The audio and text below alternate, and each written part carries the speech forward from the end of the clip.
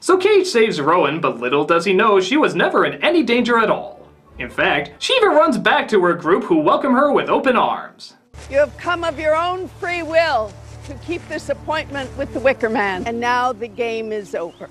The game of the hunter leading the hunted. This was all part of a new reality show called Fucking with Cage.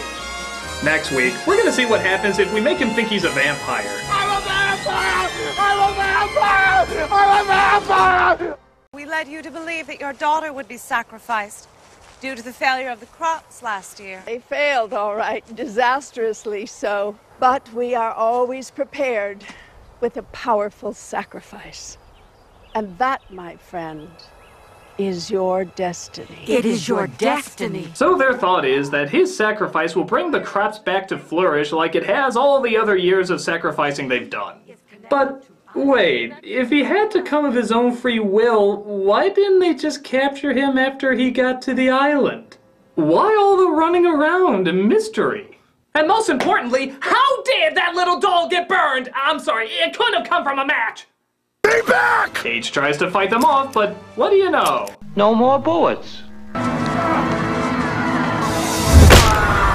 They break his legs, take him to a giant wicker man, and put him inside, setting it ablaze. Worst Burning Man ever. The drone must die! The drone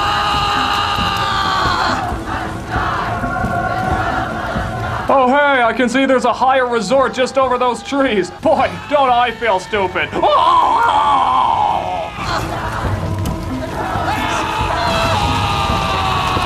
And thus, the poor man is burned alive by the power-hungry women, who wish to do nothing but break and control anyone of the opposite sex. Well, at least we now know how Rush Limbaugh views feminism. But it doesn't stop there. We get one more ending where, I swear to God, James Franco and Jason Ritter are off-duty cops in a bar chatting it up. Check it out. Yeah, I think so. Hey, you want to hear about a role where I destroy a world's entire future by my mere existence? Planet of the Apes? No, Oz, the Great and Powerful. Well, hello there. But then Sister Willow enters in, and presumably, it all starts over again. When you leave here, where are you going? To my apartment. When you do, will you take me with you?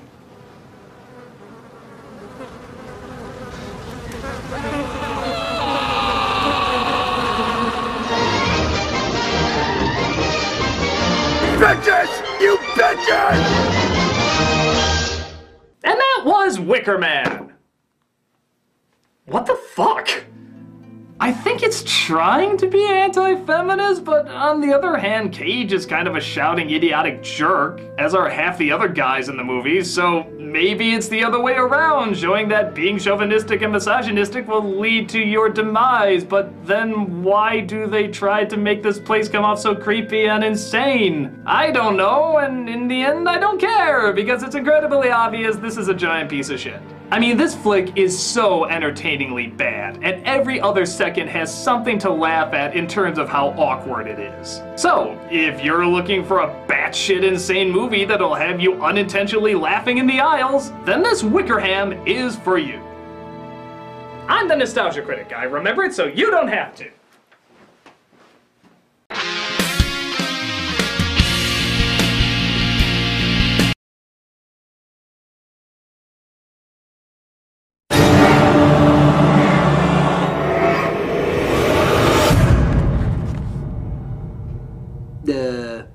Isn't that usually it? Not quite. Aren't you forgetting something, Critic? Tamara, what the hell are you doing here? The review is over. There's one famous part you forgot to mention. The most famous part of the movie, and my all-time favorite scene. Not the bees. No, goddammit! Everybody talks about that stupid scene! The internet has talked about this stupid scene since the beginning of stupid scenes! We are not talking about that stupid scene! I'm not talking about that stupid scene! You're not talking about that stupid scene! You're not talking about that stupid scene! We are not talking about that stupid scene! I thought you'd say that, which is why we've come to make sure that you follow through. Over 4 million hits on YouTube. Countless quotes in countless forums. It cannot be ignored. It is your destiny. No. The more obvious the joke, the more it has to be addressed. No. The more obvious the joke, the more it has to be addressed. Wait, you think saying that in unison is somehow gonna change my mind? No, but this will. Reference the bees. Never. Reference the bees. Never!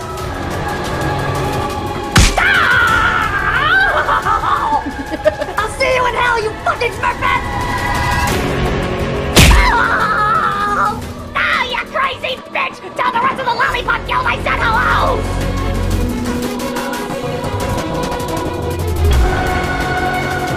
What is that? No, not that. Anything but that. No, not the memes! Not the memes! Oh, they're everywhere! They're all over the internet! Oh, they're in my eyes! I've seen them so much they're ingrained in my eyes!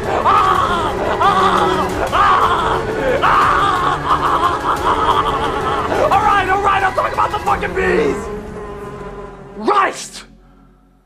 The irony is that the most famous scene in this movie where Cage is being tortured by the bees isn't even in the original. It was in the unrated cut. So this moment literally is so enjoyed that it became popular despite it never getting a theatrical release. So what is it about this moment that everybody goes nuts for? Is it the bees are so horribly CG'd? Is it that the idea itself is so crazy? Is it that he keeps shouting they're in my eyes when they're clearly not in his eyes? Oh, they're my eyes! My eyes! Well, the only conclusion I can come to why everybody loves this scene, of course, is the Cage Man himself. It's only a few seconds long, but he does his thing. Screaming at the top of his lungs, asking what something is like they're honestly gonna tell him. What is it? What is it? And even shaking his head back and forth going blah, blah!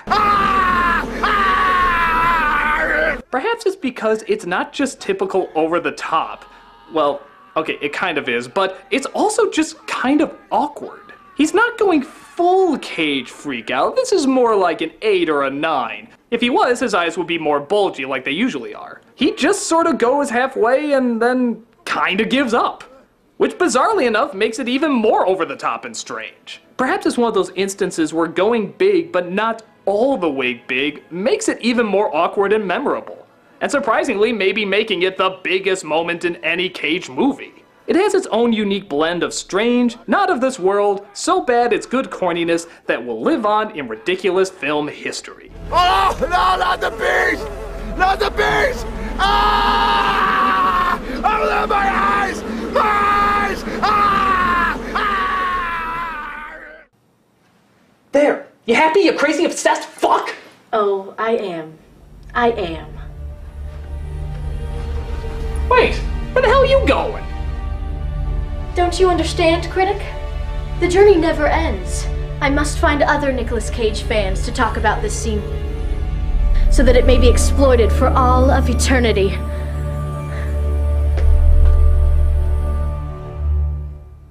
Okay, we are having a meeting about this tomorrow. She was very persuasive.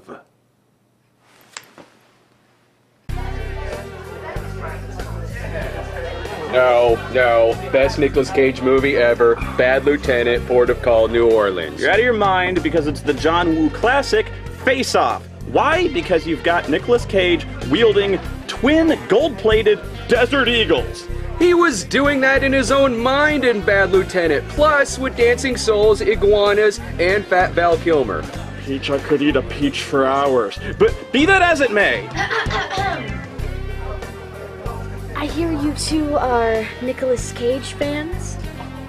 A touch. A bit of an understatement, honestly. Would that mean that you would be interested in maybe doing a Wicker Man review in the future? Possibly for little old me. Nice. Hold it! What? Come on, dude! What the hell? Smells your cock blocker. Okay, Arya Stark, if you think you can just leave after all the crazy shit you put me through, you got another thing coming. You are by far the craziest, nastiest, meanest, sadistic-dis-dis, psychotic-dis-dis-dis, criminally insane, unwell, mentally ill, fucking obsessed nutjob I've ever seen in my entire life, and I am gonna do what needs to be done about it.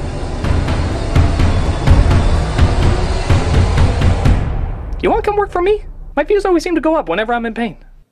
Yeah, sure. Woo!